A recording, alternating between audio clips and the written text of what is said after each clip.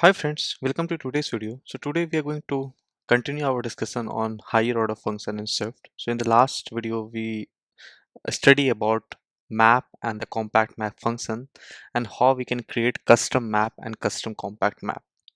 So if you have not watched this video, I would recommend watching that video first so that you can learn about map and compact map as well. Now in today's video, we are going to focus on two higher order functions. One is filter and the other one is reduce. And again we are going to create the custom filter and custom reduce method, which generally comes in the interview side, that if you don't have filter and reduce, then how will you write your own filter and reduce function. Okay, so let's see the definition of filter. So what it says, that it returns an array containing in orders, that means the order will be maintained, the elements of the sequence that satisfies the given predicate.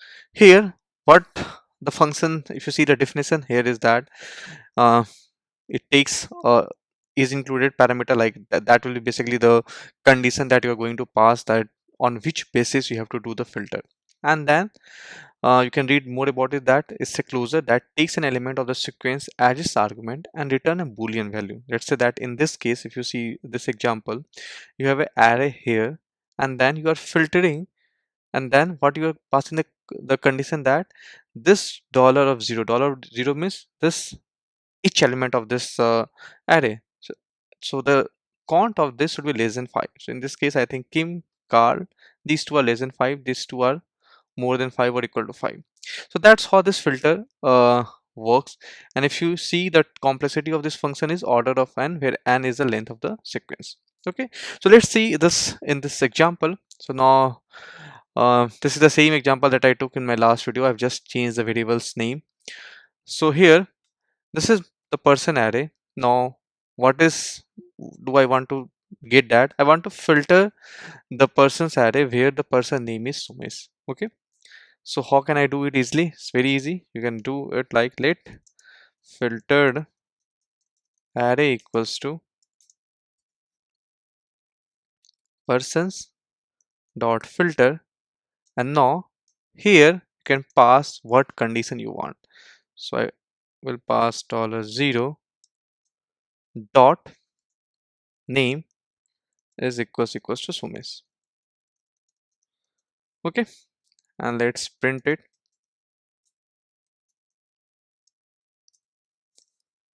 So it will give me all the array. You can see it's keep printing all the array with the person name. Okay, now yesterday we seen about this compact map function also, that we can use this map to again iterate over array and do some operation on it. So let's say that here you have another scenario, that you want only the email ID of the persons whose name is Sumesh. So again, on top of this filter, I can use the map function. I can use dot map, and what condition I can provide? That I can provide here that I just want dot email. So now it will print you just the email ID of it. So if you print it further, oh sorry, I'm just printing the name. So instead of name, I wanted email. So let me print email ID. So you can see that the email IDs which are there with all this Sumesh C, D, E are here. So you can combine multiple higher order function to perform typical tasks in just one line. Okay. Now let's see that if you don't have your filter function. Right now what I'm doing, I'm using this filter function which is given by the Apple.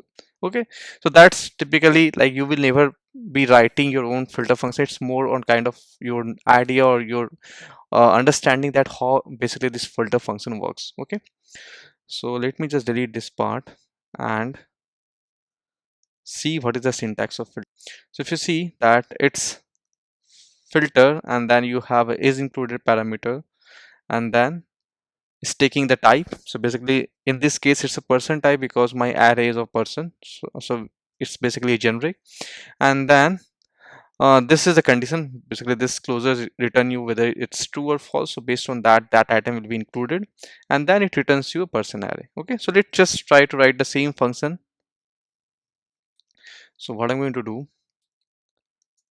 function my filter, and then what we have, the first variable was is included. Okay, and this will be of type element,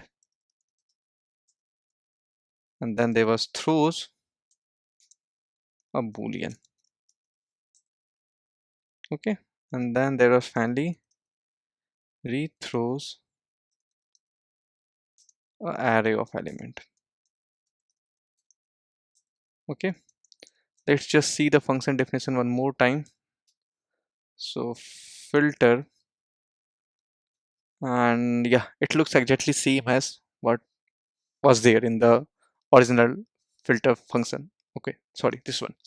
Okay, now what basically we are doing the filter, that we are just comparing based on this condition. Like, so here is again very simple. What you have to do, you have to define an array which is going to be your results, so which will be your type of element. So based on, it can be integer, string, or anything, and then you have to iterate into the list basically. Okay, and this all things you see, I have defined the collection, so I will just iterate into this. So for this in self, and then what we have to do, we have to just check if try is include, and we have to pass this value.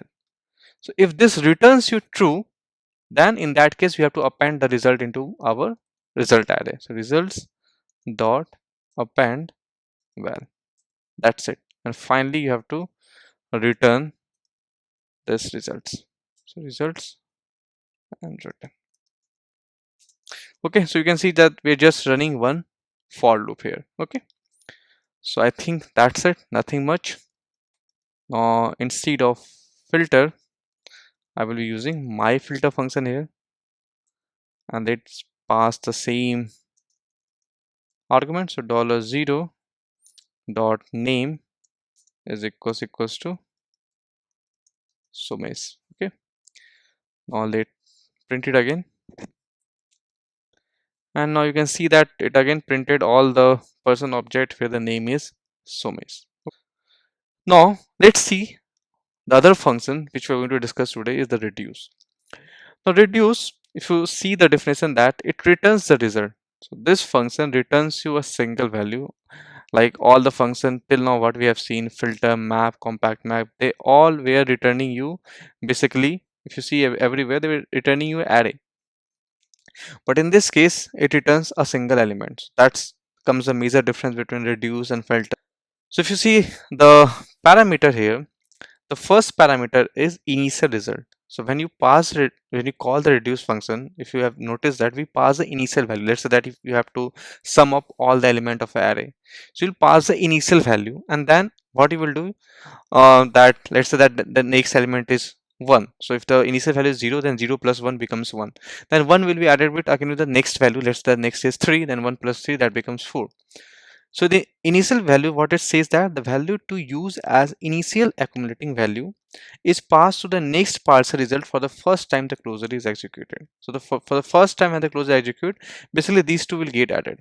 And what this next parser result is, that a closure that combines an accumulating value and an element of the sequence into a new accumulating value to be used to the next call of the next parser result closure or return to the caller.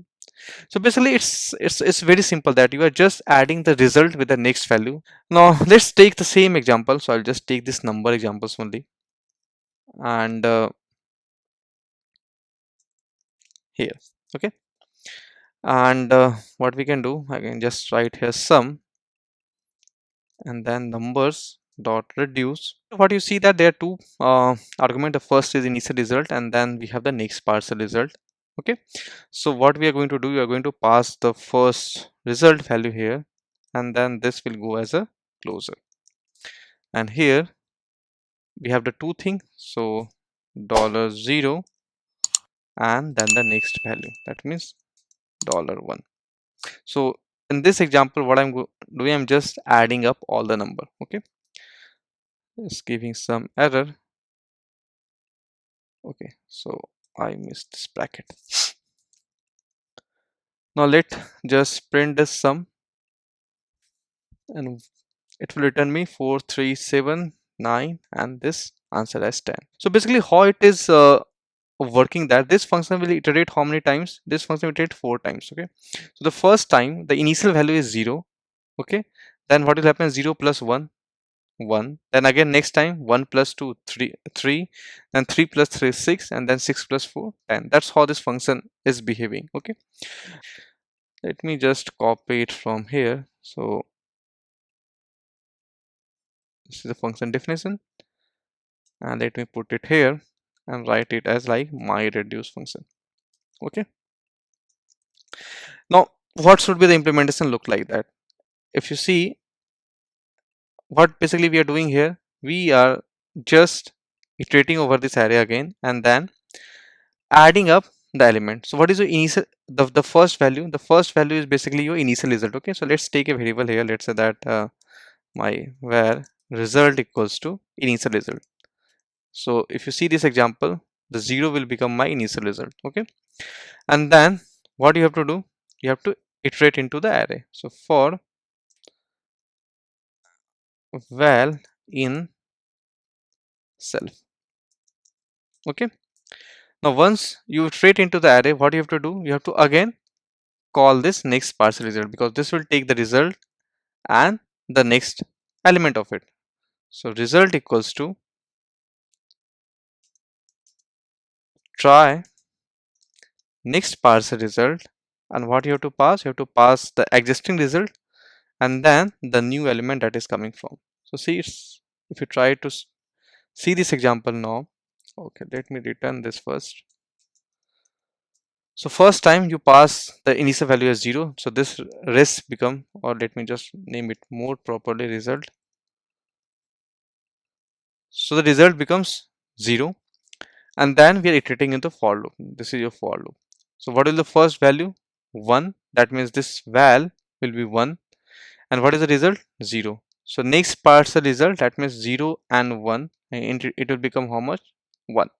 So now your result is 1. Then again you are doing the same operation. That's how it is iterating to the array and then summing up and doing it in the result, and finally it's returning you the result. And that's the reason if you see the time complexity of this also, this is also order of n, because here also we are just iterating into a for loop. Okay, now let's try to call my reduce instead of reduce, and we should be expecting the same answer. And if you see, we are still getting 10. So this way how you can implement reduce and filter, and in the previous video we have discussed about compact map and map. Okay, so that's all for this video, and if you have really liked this video, please do subscribe the channel and leave your feedback. Thanks for watching.